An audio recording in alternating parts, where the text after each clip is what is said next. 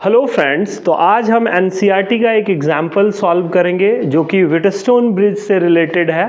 उसको हम लोग किरचॉफ्स लॉ की मदद से सॉल्व करेंगे और ये पेज नंबर ये ओल्ड बुक है, पेज नंबर 119 और एग्जाम्पल नंबर है 3.8। इसको सॉल्व करेंगे, देखते हैं क्या आता है अपना और ये कैसे बनाते हैं किरचॉफ्स लॉ से। Okay, so stay tune and देखते हैं फ्रेंड्स। जैसा कि आपको क्वेश्चन दिख रहा है, क्वेश्चन ये है, हमको फाइंड करना है current in H branch of circuit और ये सर्किट कुछ ऐसा है।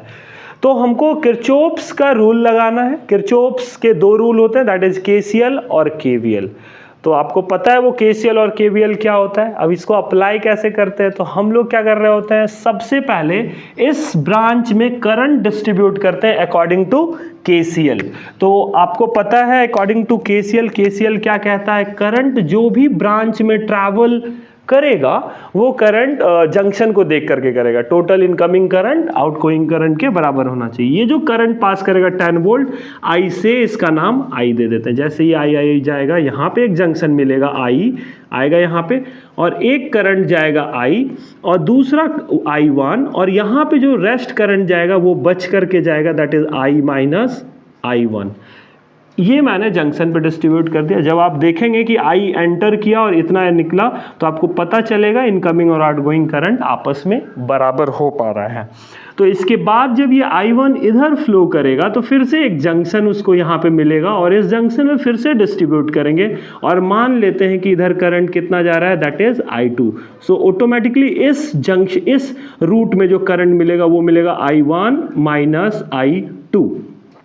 अब आपको पता है यहाँ से I माइनस I1 करंट आएगा और यहाँ से I1 माइनस I2 करंट आएगा, दोनों इस जगह ऐड होगा एंड इधर करंट पास करेगा। तो देखते हैं क्या होता है, I1 माइनस I2 ये current plus this current I minus I1। So clearly I1 cut रहा है, यहाँ बच जाएगा I माइनस I2। सो इस जंक्शन में जो करंट पास करेगा that is I minus I2, और ये करंट I माइनस I2 यहाँ पे आएगा और ये इस साइड से I2 आएगा। जब ये I minus I2 plus I2 जुड़ेगा तो इस जंक्शन में मेरा करंट I बचेगा। यस, ऑब्वियसली जितनी भी करंट ये बैटरी सप्लाई करेगा, घूम करके इतना करंट इसको आना पड़ेगा, वो आ गया है। मैंने किरचॉफ्स का एक रूल लगा लिया। ये रूल ये कह रहा था केसीएल को ध्यान में रखते करंट को डिस्ट्रीब्यूट कीजिए। अभी दूसरा कंसेप्ट कहता है कि अब हायर पोटेंशियल और लोअर एंड डिसाइड कीजिए। तो हर एक रजिस्टर का लोअर और हायर एंड डिसाइड करते हैं। वी नो करंट हमेशा फ्लो करता है कहां से कहां, higher potential to lower potential. तो आपको ये पता चल रहा है कि इस रजिस्टर में करंट देखिए इस एंड से इस एंड गया, एरो से पता चल रहा है। सो ये वाला जो एंड होगा वो निश्चित रूप से हायर रहा होगा और ये वाला एंड निश्चित रूप से लोअर रहा होगा। एंड देन आफ्टर अगेन अगर इधर इस वाले की बात करें, यहाँ से करंट इधर की ओर आ रहा है, ये एंड निश्चित रूप से हायर पोटेंशियल रहा होगा, ये मेरा लोअर पोटेंशियल रहा होगा। अगर इसकी बात करें, this one is higher potential, this one is lower potential. Again this end is higher and this one is lower. और अगर बीच वाले की बात करें तो ये एंड हायर रहा होगा, ये एंड लोअर रहा होगा। कैसे पता चल रहा है, because current is flowing from this direction to this direction. तो हायर से पोटेंशियल लोअर की ओर फ्लो करता है करंट, तो हम लोगों का ये हायर हो गया और ये मेरा लोअर हो गया। अगर इस चीज़ों को एक बार ड्रॉ कर लिए तो फिर हम लोगों का कहता है किरचॉफ्स कि आप इसमें लूप डिसाइड कीजिए। तो आपको लूप देखने के लिए हम एक बार नेमिंग कर देते हैं सबका। इस पॉइंट का नाम रखते हैं M और इसका नाम रखते हैं N। इस सर्किट में आपको बहुत सारा लूप दिखेगा। लूप किसको कहते हैं, जहां से स्टार्ट करें वहां घूम के आ जाना चाहिए। तो मेरे पास फिलहाल लूप देखो कौन कौन दिख रहा है, A B D A मतलब ये वाला लूप। और कौन सा लूप दिख रहा है, B C D A मतलब ये वाला लूप। और हमको कौन सा लूप दिख रहा है, A B C N M A वाला लूप, बड़ा वाला लूप। और कौन सा लूप दिख रहा है, A D C N M A वाला लूप।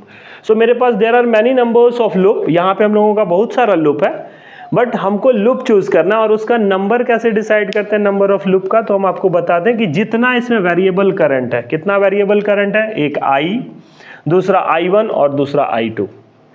ये I1 और I2 अगर पता चल जाएगा तो ऑटोमेटिकली इस रूट में I माइनस I1, अगर I और I1 पता चल गया है तो I माइनस I1 तो निकाल ही लेंगे, तुमको इस रूट का भी करंट पता चल जाएगा ऑटोमेटिकली सारा। ठीक है, तो हम लोग सबसे पहले यहां पर इस चीजों का लूप डिसाइड करेंगे। सो हम लोग लिखेंगे हियर वी चूज, चूंकि मेरे पास 3 वेरिएबल करंट है I1 और I2. So here we choose 3 loop. तो हमको 3 लूप चूज करना है, दैट इज 3 लूप्स. हम जो चूज कर रहे हैं, और भूलना नहीं है कि सर्किट में जिसमें बैटरी है उस वाले लूप को तो भूलना ही नहीं है. तो आपको ध्यान रखते हुए पहला वाला लूप दैट इज ABCNMA. सो मैंने एक लूप बोला ABCNMA. सेकेंड लूप की अगर बात करें तो हम लोग ABDA रख लेते हैं. ABDA. आप नोटिस कर पा रहे हैं कि जहां से आया वहां घूम करके ये वापस जा रहा है, ए से शुरू होकर के. फिर अगर तीसरे की बात करें तो BCDA, मतलब ये वाला लूप BCDA. सो मेरे पास 3 लूप मैंने चूज कर लिया, 3 लूप्स. दिस लूप, फिर हम लोग बात करेंगे तो इस लूप की, एंड फिर अगर हम लोग बात करें तो third loop.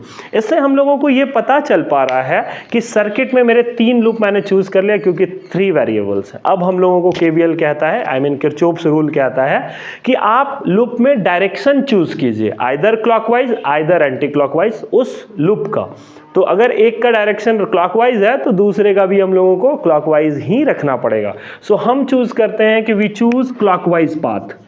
We choose clockwise. तो हम लोग लिखेंगे we choose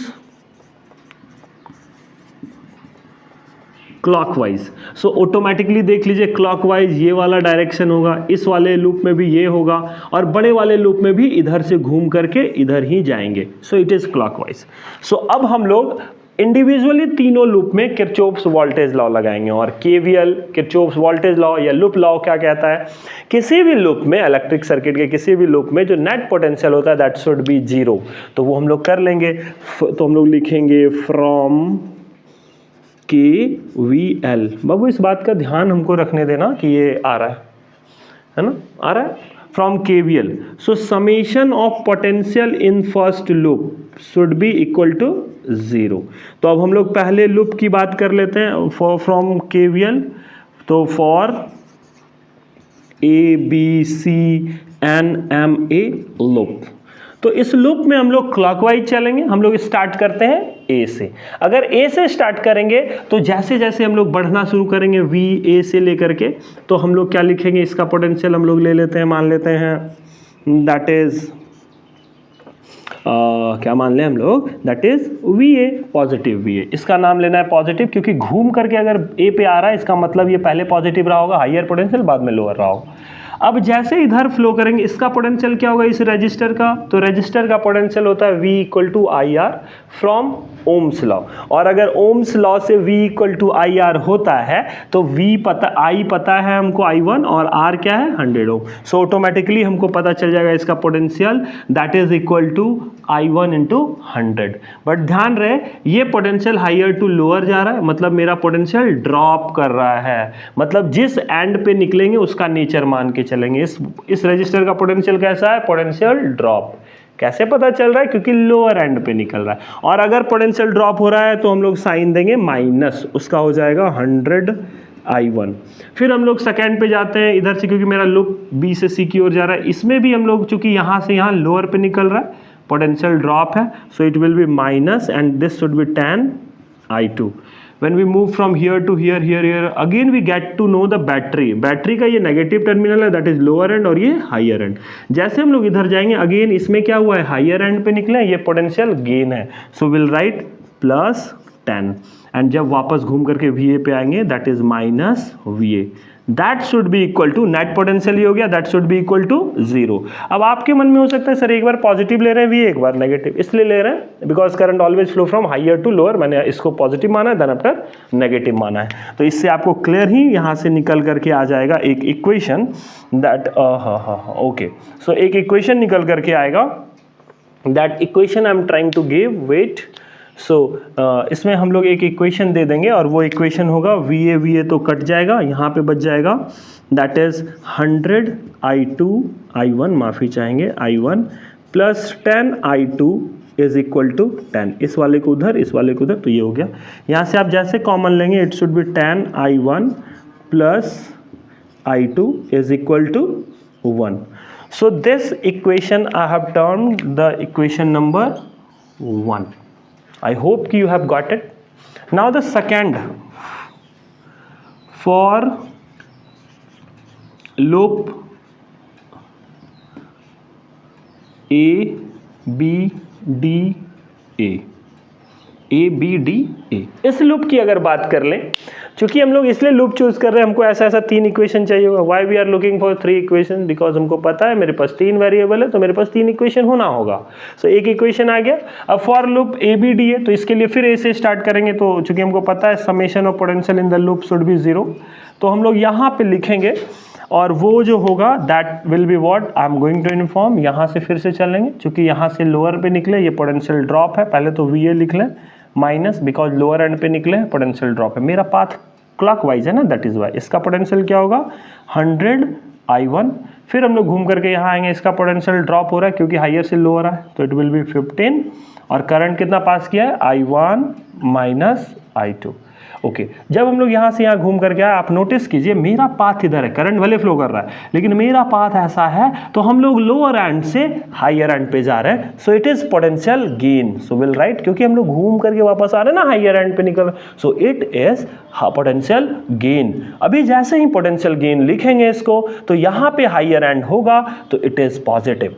सो मैंने पॉजिटिव ले लिया, और इसका रेजिस्टेंस है 60, so 60 V equal to IR, so I is I minus I1, R is 60, so minus VA, क्योंकि ए पे पहुंच गया potential 0, A is getting cancelled, यहां से ए कट जा रहा है, सो लिखेंगे 100 I1 minus 15 I1 plus 15 I2 plus 60 I minus 60 I1 is equal to 0। अब थोड़ा इक्वेशन प्रिपेयर कर लेते हैं।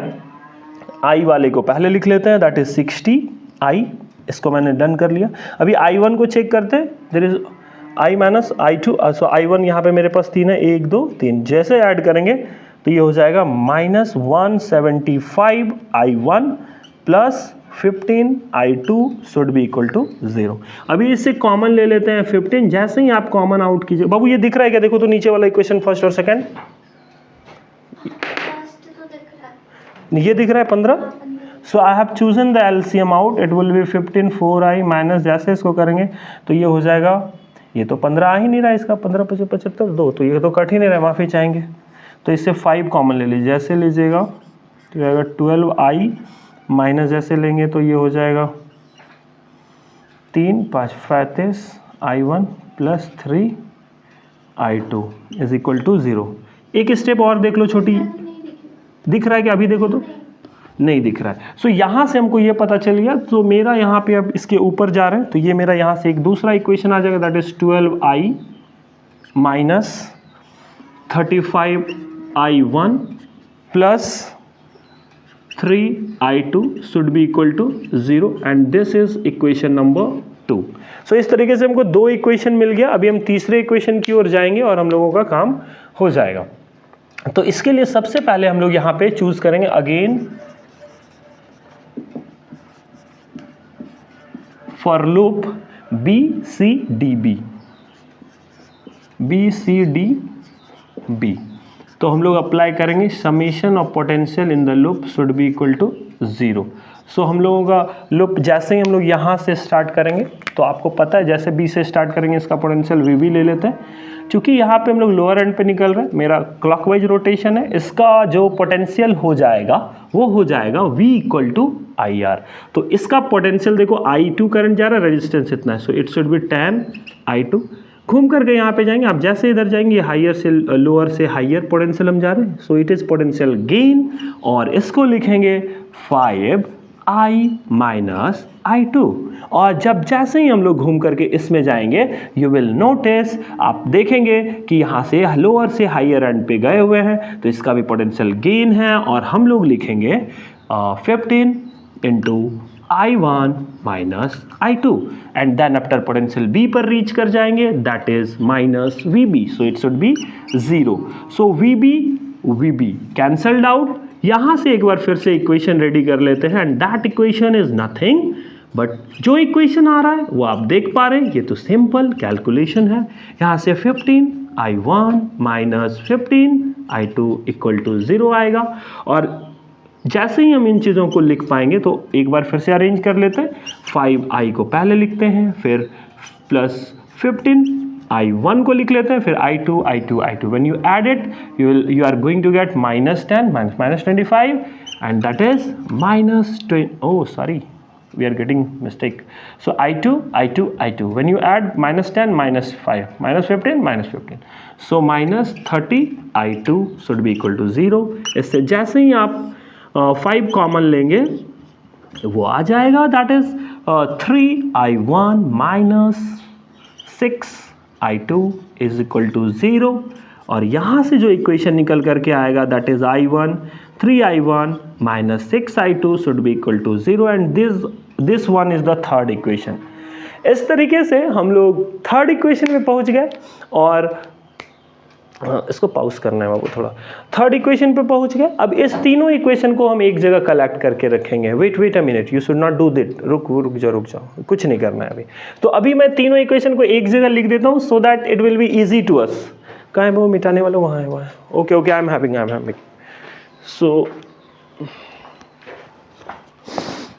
सो अभी मैं यहाँ से इस चीज़ों को मिटा रहा हूँ ताकि मेरे लिए कुछ स्पेस बन जाए. सो इक्वेशन नंबर फर्स्ट मैं यहाँ लिख रहा हूँ, that is 10 I1 plus I2 should be equal to 1.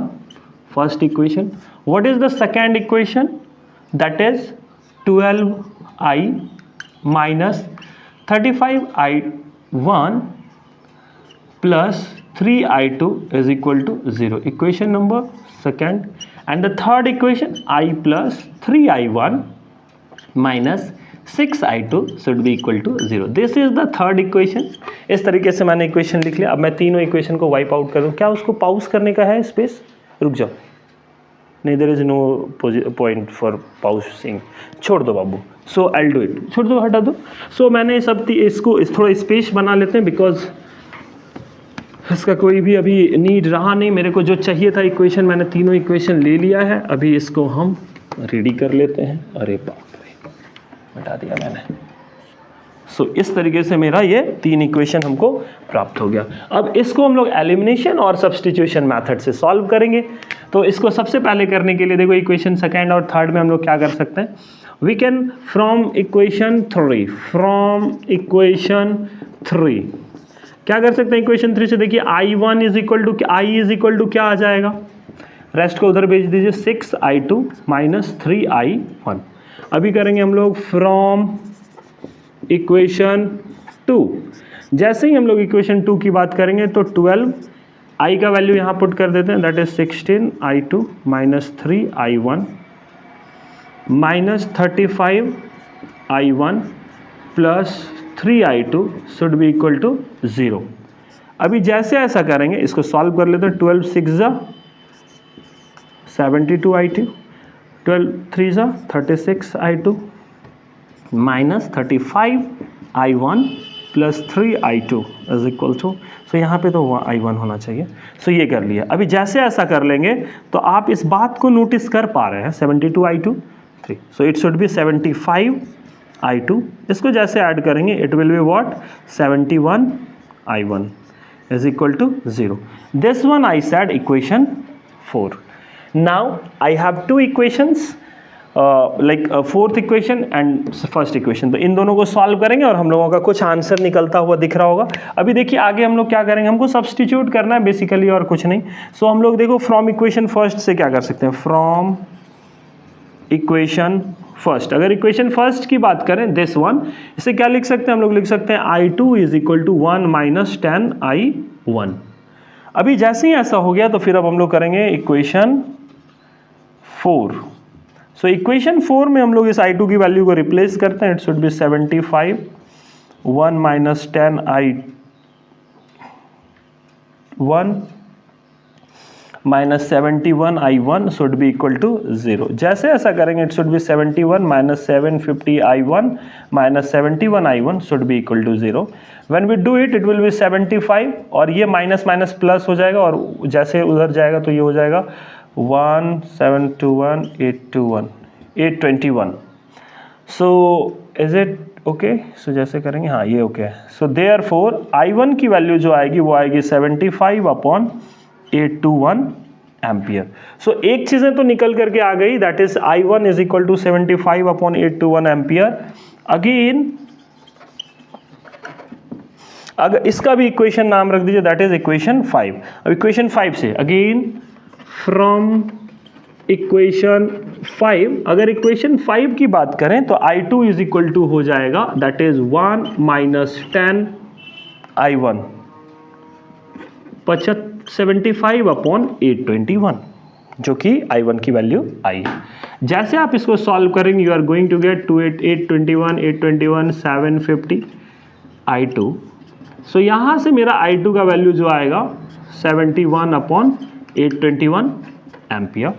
ये मेरा I2 आ गया। क्योंकि मेरा तीन ही वेरिएबल था, दैट इज I1 और I2, और I1 आ गया, I2 आ गया। अभी हम लोग थर्ड कोई सा इक्वेशन लगाएंगे, दैट इज इक्वेशन, इसका भी नाम रख देंगे इक्वेशन 6। ऐसा रखने से मेरे को I1 पता चल जाएगा। तो फिर फ्रॉम इक्वेशन 6, आप अगर इक्वेशन 6 को गौर से देख पा रहे होंगे, so I is equal to 6 I2 का वैल्यू रख लेते हैं 71/821 minus 3 I1। What is the value of I1? I1 is 75/821। जैसे ही इसको सॉल्व करेंगे we are going to get 821 and 6 minus, so यहां से मेरा जो I निकल करके आएगा दैट इज 821/102 201/81 821 एम्पियर। सो इस तरीके से हमको हर एक ब्रांच के लिए जो I1 I2 जो वेरिएबल करंट था वो निकल गया है। अभी इन तीनों करंट को बस जो ब्रांच में है इंडिविजुअली हम लोग कर लेंगे। आई होप कि आप इसको लिख लिए होंगे, आप इसको लिख लीजिए पॉज करके। इस इक्वेशन को हम लोग अब मिटा देते हैं, इसका यूज है नहीं तो थोड़ा हम लोग इसको करेंगे वाइप। चूंकि मेरे पास अभी सॉल्यूशन आ गया, that is I is equal to 201/821 ampere 821 ampere. I1 is equal to आ गया 75/821 ampere and I2 is equal to आ गया दैट इज 71/821 एम्पियर। सो चूंकि अब आप देख सकते हैं ब्रांच 1 में therefore current in branch AB I1 current है, I1 की वैल्यू कितनी है 75/821 एम्पियर। इतना ही आया था बच्चा तुम्हारा। तो देखो बुक में आंसर यही होगा, डिवाइड करके है तो फिर AD current in branch AD should be what I minus I1। तो I की वैल्यू कितनी है 201/821 माइनस I1 की वैल्यू है 75/821। When you subtract it you are going to get 821। जब ऐसा इसको आप घटाएंगे आएगा 126 एम्पियर। अगेन अगर आप बात करें करंट इन ब्रांच AD हो गया, अभी बात कर लेते हैं BD की। जैसे ही आप BD की बात करेंगे it should be what I1 minus I2। तो I1 की वैल्यू बता दीजिए, दैट इज 75/821 माइनस I2 की वैल्यू 71/821। जैसे सब्सट्रैक्ट करेंगे you are going to get 4/821 ampere. So इस तरीके से मेरा ये ब्रांच BD में पता चल गया। अभी नेक्स्ट भी हम लोग ब्रांच सब की बात कर लेते हैं।